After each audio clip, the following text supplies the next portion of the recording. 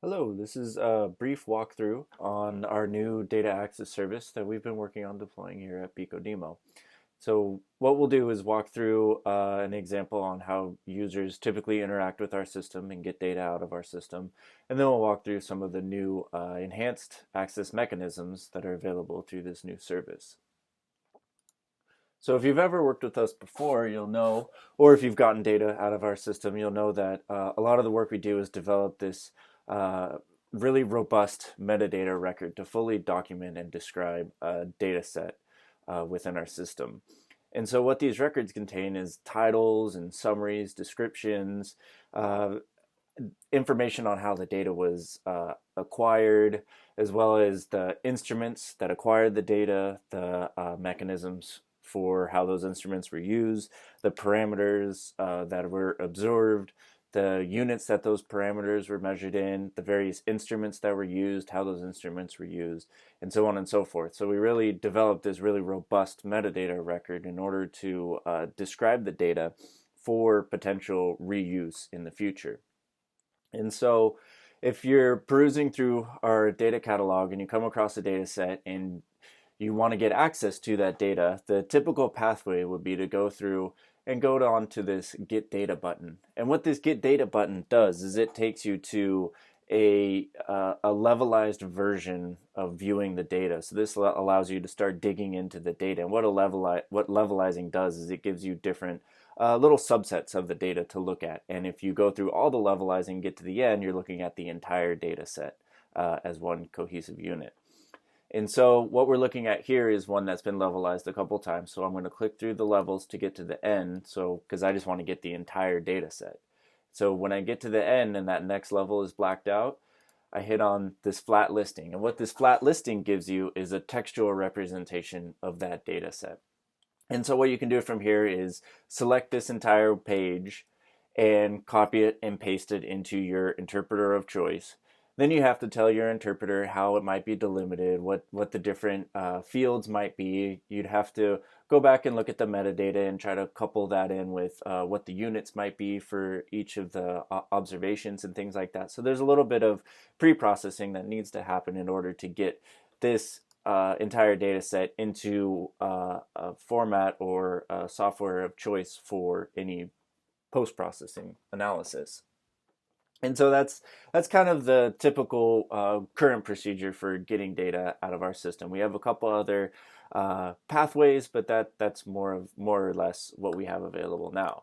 And so as we're moving forward and we're going through the process of minting digital object identifiers for each of our data sets, we're starting to ingest them into this new system that we've deployed called ERDDAP.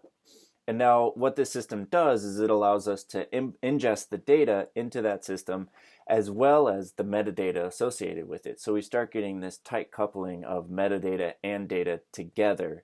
And it also gives us pathways to be able to subset and get the data in a variety of different formats. So if you notice on our dataset landing pages, this is a metadata landing page, that there's these new badges that are available out there. And if you click on this question mark, you'll see that there's a brief description of what each of those badges is and what the different mechanisms are for using that. But what I'm going to do now is just walk through a couple of these badges and give you an example of how to use them. So this view table one, it actually takes you to an HTML table representation of that exact same data set. So in our previous system, this is kind of what it would look like when you get to the end of this is the entire data set that I want to look at. Well, now in the new system, you get this prettier on the eyes HTML table representation, but you're also getting in the information about the units for each variable. And in addition to that, now we're starting to get the coupling of this has some supplemental files like images that are associated with it. So now we can start inquiring into some additional files that are related to this tabular file. And so we can click off and take a look at that. So it gives you a little bit easier interrogation of the data in a more human readable form.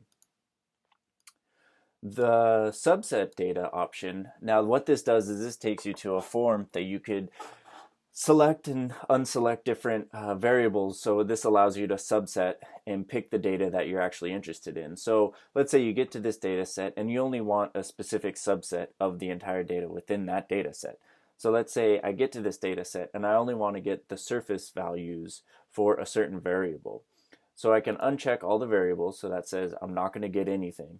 And now I want to check depth because I want a subset by depth. So I'm going to select the depth variable and I'm going to say I want the top 50 meters, so I'm getting the surface, and then I want to get this cell underscore C. And if you hover over the question mark, this gives you that robust metadata that we were developing in those metadata records. So now we've coupled in that metadata with the data itself, and we're getting a better understanding of what the data is that we're extracting from the system.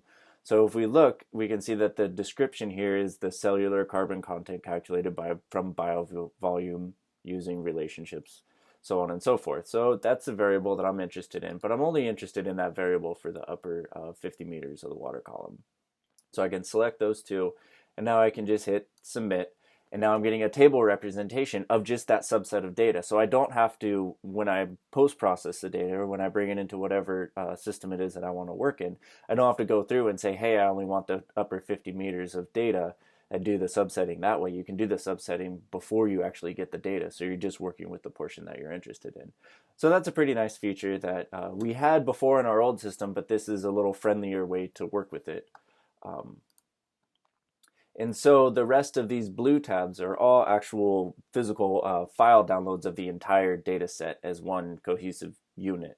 And this is just the different file formats that you can download.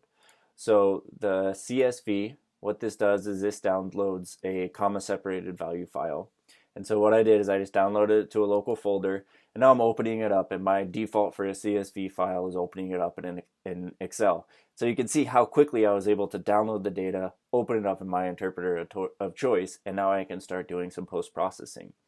The nice thing is, again, we're getting that metadata coupled in, so we have units with each of the variables, so we don't have to be flipping back and forth between the metadata record and the data file to get an understanding of what the actual data is and start doing our analysis right on the fly. So that's a pretty nice feature. We also are providing a TSV, which we've heard some other users are interested in using. It's the same as the comma separated values, but it's a tab separated value, just a different flavor. We have, since we're coupling in a lot of this metadata and this enhanced information, we can start producing these more enriched data files, like a GeoJson type file.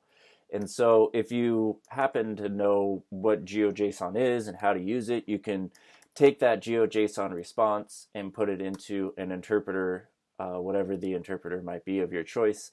I happen to know that there's a geojson.io website out there that will bring in a GeoJson file and then display it on a map, and you can start interrogating. So you can see how quickly I was able to take that response, bring it into an interpreter, in this case just a website, that I was able to start interrogating the data sets and each of the different data points and start looking at them. So again, we're reducing that the time it takes from discovery of the data back into science. So you don't have to do as much of that pre-processing that you had to do to be able to get the data into a workable format. We're also providing the Matlab download option as well. A lot of our users find that a very useful format. So now I downloaded the file, and now I'm going to open it up and I'm going to load it into Matlab. So we have the .mat file, and now load it right into Matlab, and now we have a structure, and we can see that all of the fields are the fields within that that data package. And one of the other nice things is, before, when you would get a Matlab file, you might have to do some interpretation of, if it's a string, you'd have to convert it to a double or a float or something like that. Now you can see that we're starting to do a lot of that interpretation for you. So we're getting the data ready to go and ready to be analyzed a little bit quicker than what was done previously. We're also producing netCDF formats, formatted data files. And what netCDF is really used a lot in the modeling community, but what it does is it allows you to couple in a lot of the metadata with the data. And it's a self-describing format that's really useful and helpful to the community. And so we've seen a lot of desire to produce files in netCDF. And so now that is an option. And we're also providing the Ocean Data View download. And this is the Ocean Data View textual download. So it downloads as a text file. And so you can download the file, open up your ODV, and then go in and open that text file in ODV. And so what ERDDAP did is it built the file in a way that ODV understands how to interpret it. And so if we leave all the defaults for how ODV is interpreting the data file, we can see that without changing anything, I've been able to import 10 stations, load them in, and start making all the different plots. And so I happen to have some issues with my display on this, but you can see how quickly I was able to get it into ODV and start actually doing some analysis on the data. And so that's just a couple of the data formats that are available through an ERDDAP server. So what all of these different options are just different endpoints on a data set that is loaded into ERDDAP. So if we go back to the subset data view, I'm going to close some of these tabs. So if we go back to the subset data view, when I'm selecting and unselecting and doing some of these different things, basically I'm building this URL. So if we look at this is the drop-down menu of all the different available file formats. And some data sets might be available in all the formats. Some of them might not be available depending on what's available in the metadata. And so all those different endpoints are just pointing to the same data set, just with a different URL. And so using these URLs and knowing how these URLs are built, you can start doing things like building the searches in a workflow and starting to ingest the data within your software of choice. And so what I'd like to walk through is an example of knowing a data set that's loaded into ERDDAP, how you can pull that data in and start processing it on the fly without actually having to go and download a file and doing things like that. So what I have here is an example Jupyter notebook using Python to pull a data set in and start processing it. And so what I do is I get a couple libraries. I use the pandas library and then this ERDDAP Py library. And what the ERDDAP Py does is it allows you to build the ERDDAP URL to get the data. And so what I'm doing here is building that ERDDAP URL and saying, hey, give me a CSV response. And so I happen to know a data set that I'm interested in. It's a time series data set that has an ID of BCO-DMO _dataset _3093. I know what that data set ID is. So I say, set the data set ID to this, and then read the data into a pandas data frame. And so this is the URL that gets built, and then I read that data as a CSV into a pandas data frame, and then I give some brief descriptive statistics about that data. So you can see I've already taken the data from BCO-DMO, I've ingested it into my software of choice, and now I'm starting to do some post-processing of it really quickly and kind of on the fly. And now you can start doing other things like, this is a time series data set. I want to make a plot of a couple different variables as a time series so I can get an idea of what's going on through this entire time series. So we can do these things. We can do it all on the fly within our workflow. So those are some of the new things that we're starting to see come out and new ways that you can start interacting with this data server. And here's another example workbook of walking through how to build queries to search into the ERDDAP and get the data sets that you want and then be able to ingest and process them. So this is using the same package that I used before, except for I'm building a couple different widgets here. And so what this cell is actually doing is it's going onto our ERDDAP and it's searching for the categories, giving us a couple categories that we can select from. So I want to select from keywords, and I want to actually look for this data set. And so something unique about this data set is this SXRF. And so I'm going to go back and look for keywords, and I'm going to look for SXRF. And so we can see that's one of the keywords that's in our ERDDAP. And so I'm going to select that, and then using that keyword, I'm going to go through and search the BCO-DMO ERDDAP for that keyword and see how many data sets that I get back. And so there happens to be 2 data sets with that keywords. I'm comparing the title with the other one. So this is cellular elemental content. So we know that this is the first data set that we're interested in. If you didn't know, you could deduce it from whatever it is that you're interested in.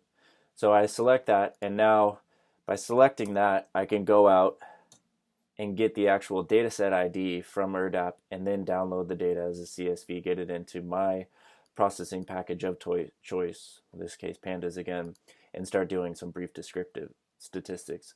So with this, I was able to actually go out, build a little search engine that uses our ERDDAP, uses the BCO-DMO ERDDAP to start subsetting down on keywords, get the data set that I'm interested in, and start analyzing it right there. And then you can start doing things like using IPyLeaflet to build in maps for geospatial analysis and things like that, as well as starting to do just scatter plots and whatever it might be that you're interested in.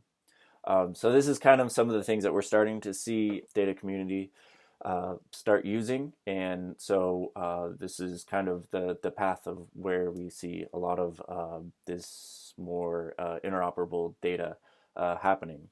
If you go and check out our GitHub site, you can see that those notebooks are available out there. So this is going to be kind of a slow rollout of loading data sets in. Right now we have about 500 data sets that are loaded into the ERDDAP, but in the near future we're loading them as we're building out a lot of our metadata for minting digital object identifiers and things like that. So there'll be more and more data sets loaded into this service as we continue on. If you have any questions or anything, feel free to reach out and contact us. You can reach us at feedback@bcodemo.org. And that's all I have. So thanks, and hope you like these new services.